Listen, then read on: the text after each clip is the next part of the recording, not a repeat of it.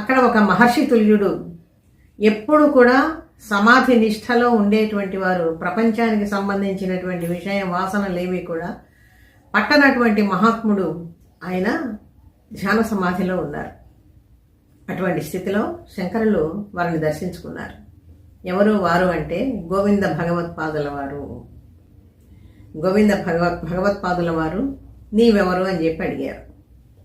మెలకువ రాగానే, మామూలు స్థితిలోకి రాగానే ధ్యాన సమాధి నుంచి. అప్పుడు చెప్పిందే నిర్వాణ షట్కం. నేను మనసును కాదు, బుద్ధిని కాదు, ఇంద్రియాలను కాదు, నాకు రాగము లేదు, ద్వేషము లేదు.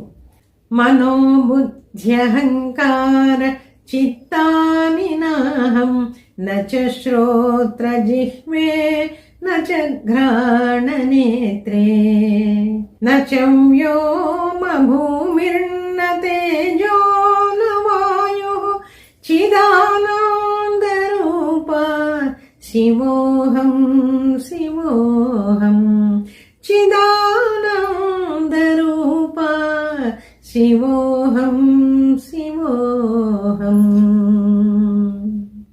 ఆ శివుడికి నాకు ఎటువంటి భేదము లేదు. ఈ పంచభూతాలతో నిండినటువంటి ప్రపంచం కానీ, మనోబుద్ధి అహంకారాలు కానీ నావి కావు. ఆత్మస్వరూపుణ్ణి, ఇవన్నీ కూడా ఏమీ లేనటువంటి వాడిని అని చెప్పి అద్వైత తత్వంలో వారు గోవింద భగవత్పాదుల వారికి వివరించుకుంటూ వచ్చారు. ఇది నిర్వాణ షట్కం, చాలా ప్రసిద్ధమైనటువంటి స్తోత్రం.